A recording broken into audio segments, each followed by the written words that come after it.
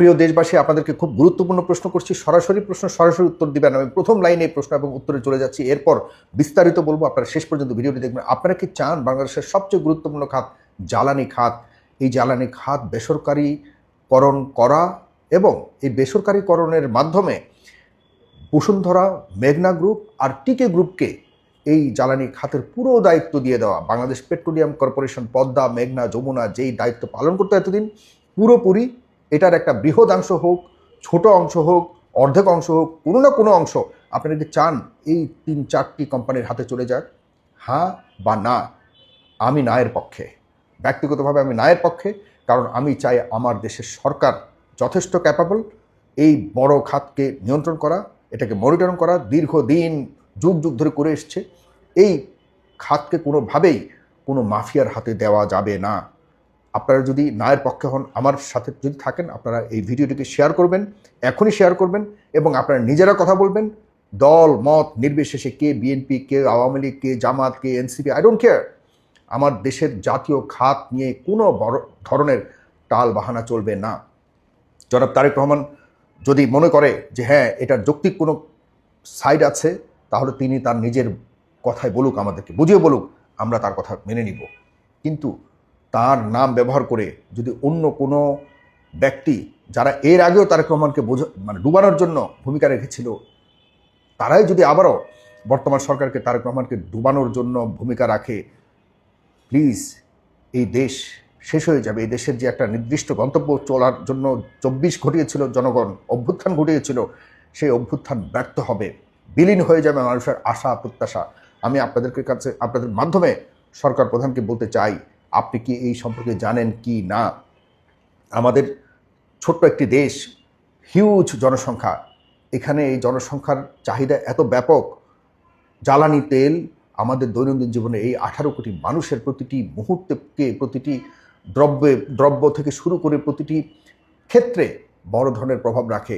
এটি যদি আপনি প্রাইভেটাইজেশনের নামে কিছু কিছু গ্রুপ অফ কোম্পানিসের হাতে তুলে দেন, তাহলে তারা আমাদের এই দৈনন্দিন জীবনের দ্রব্য নিয়ে রীতিমতো খেলাধুলা করবে, রীতিমতো খেলাধুলা করে। এটা একটা সিন্ডিকেট, বাংলাদেশের সিন্ডিকেটের বাহিরে কোনো কিছু নাই। মাননীয় প্রধানমন্ত্রী, এই দেশে একটা পেঁয়াজ কিনতে গেলেও সেই সিন্ডিকেটদের দেওয়া প্রাইসের উপরে মানুষকে জিম্মে থাকতে হয়। এদেশে ডিমেরও সিন্ডিকেট, সেই ডিমের সিন্ডিকেটের বাইরে কোনো দোকানদার বিক্রি করতে পারে না।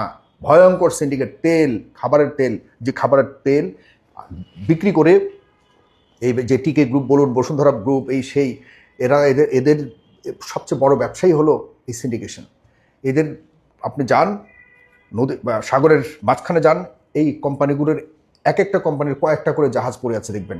তাদের মানুষের দৈনন্দিন যে প্রয়োজনীয় দ্রব্যাদি রয়েছে, তেল, রসুন, পেঁয়াজ থেকে শুরু করে খাবার, যে আমাদের দৈনন্দিন প্রয়োজনীয় দ্রব্যাদি আছে, সেগুলো সব সাগরে ভাসতেছে। তারা সেখানে রেখে রেখে যখন দাম বাড়বে, যুদ্ধের কারণ হোক, বিভিন্ন ধরনের অজুহাত দিয়ে আমাদের এই 18 কোটি মানুষের দৈনন্দিন জীবনকে একরকম জিম্মি করে রেখেছে।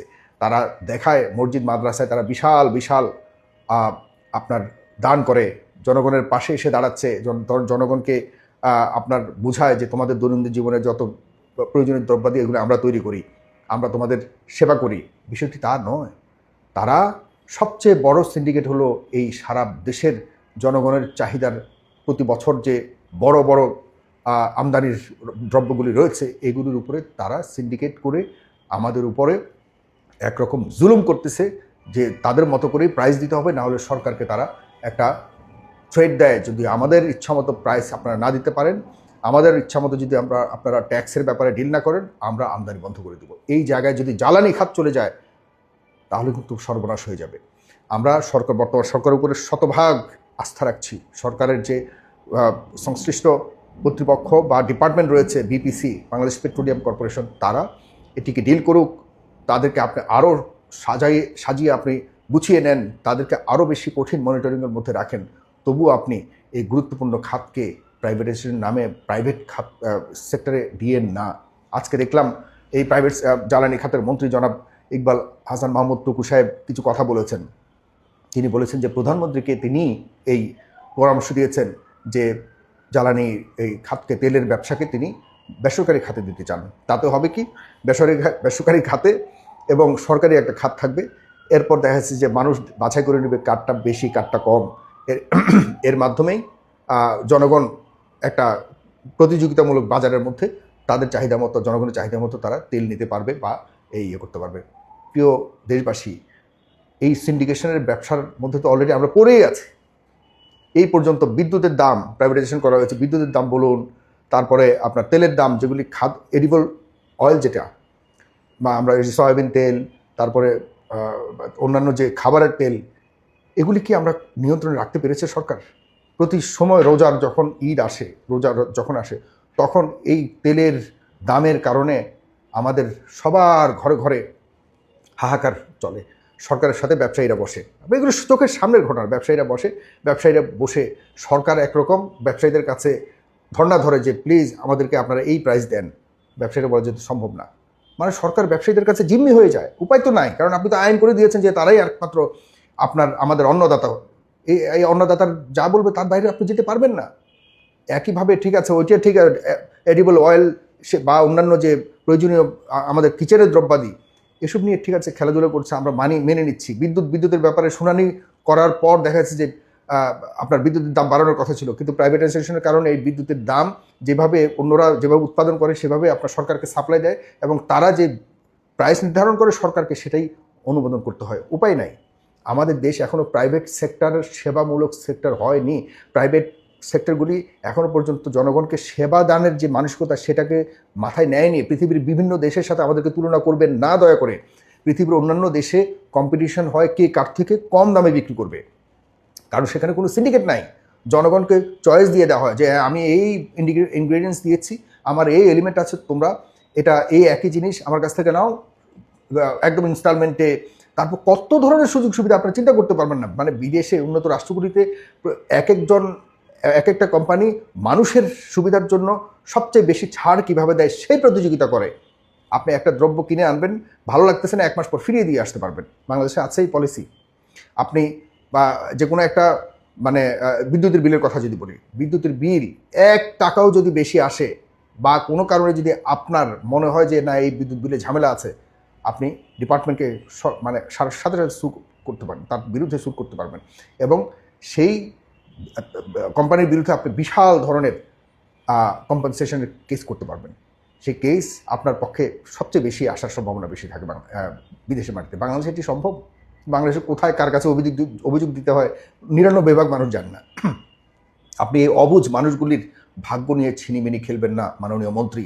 আপনি বলেছেন যে এই পরামর্শ আপনি প্রধানমন্ত্রীকে আপনি দিয়েছেন, এবং আপনি এটাকে একদম ফ্রি করেছেন, এবং এটি সবার জন্য উন্মুক্ত। মাননীয় মন্ত্রী, আমরা কিন্তু ওই শব্দটা আমি বলতে চাই না, তারপরও বলছি, আপনি মাফ করবেন। আমরা কিন্তু আমি বলছি না, আমি ভাই ভোদাই, কিন্তু সাধারণ মানুষ কিন্তু ভোদাই না। আর আপনি বলেছেন যে এই সুযোগটি সবার জন্য উন্মুক্ত থাকবে, অথচ এই সুযোগটি নেওয়ার জন্য প্রাইভেটাইজেশনের জন্য 3টা কোম্পানি অ্যাপ্লাই করেছে সরকারের কাছে, বসুন্ধরা, টিকে আর মেঘনা গ্রুপ। যে মেঘনা গ্রুপের 71 টেলিভিশন গত 17 বছর এই বিশাল জাতিকে একদম ছারখার করে দিয়েছে। যে 71 টিভির মালিক মেঘনা গ্রুপ মনোপলি বিজনেস করতেছে, শেষ করে দিচ্ছে প্রত্যেকটা ডিপার্টমেন্টকে, প্রত্যেকটা সেক্টরকে তাদের নিয়ন্ত্রণে নিয়ে এসে যেভাবে ইচ্ছে সেভাবে মানুষের উপরে চাপিয়ে দিচ্ছে। বসুন্ধরার কথা নাই বললাম, তারা তো এখনও পর্যন্ত মানে পুরো মিডিয়াকে তাদের পকেটস্থ করে রেখেছে। তারা যেটা মনে করে সেটাই করে, যার ক্ষতি করার তার ক্ষতি করবে, তাদের কথা ছাড়া মিডিয়া চলে না। মেঘনা গ্রুপের ছিল একটা মিডিয়া, এখন হয়ে গেছে 4-5টা। আগে শেখ হাসিনার আমলে ছিল একটা, এখন এই আমলে এসে যেখানে পুরো মিডিয়া থেকে তারা বিতাড়িত হয়ে যাওয়ার কথা ছিল, সেখানে এখন 3-4টার মালিক হয়েছে তারা এখন। এই হলো মেঘনা গ্রুপ। টিকে গ্রুপ মানে মোটামুটি মনে হয় যেন এই সততার বিশাল একটা ঠিকাদারি নিয়ে তারা বসে আছে, অথচ সবচেয়ে বেশি সিন্ডিকেটের মধ্যে মানে এই সাগরের মাঝখানে সিট রেখে মানুষের উপরে অতিরিক্ত টাকা পয়সা বসানোর ক্ষেত্রে এরাই সবচেয়ে বেশি ভূমিকা রাখে। এখন প্লিজ আপনাদের পক্ষ হয়ে আমি কথা বলছি, আমার কোনো দরকার নাই ব্যক্তিগতভাবে মানুষের শত্রু হওয়া। জনগণের জন্য, জনগণের জীবিকা যাতে স্বাভাবিক হয়, সাধারণ হয়, সেজন্য জনগণের পক্ষে আমি কথা বলছি। প্রিয় বন্ধুরা যারা দেখছেন, সরকারকে বিভ্রান্ত করছে, সরকার প্রধানকে বিভ্রান্ত করছে, আমরা জনাব তারেক রহমানের ফেইলুর হোক এটা কোনোভাবে চাই না। জনাব তারেক রহমান, আপনার আরও বেশি স্টাডি করা দরকার। Please don't do this, don't give all this important sector to private sector. Please take some more time to study about this things. আপনারা সবাইকে ধন্যবাদ জানাচ্ছি, পারলে শেয়ার করবেন, কথা চলবে। আপনারা যারা এই বিষয়ের নিয়ে আমার এই মন্তব্যের পক্ষে আছেন প্রস্তুত থাকুন, আমরা প্রয়োজনে আরও বড় ধরনের ব্যবস্থা নিব, জনগণকে সাথে নিয়ে যা করা করবো ইনশাল্লাহ।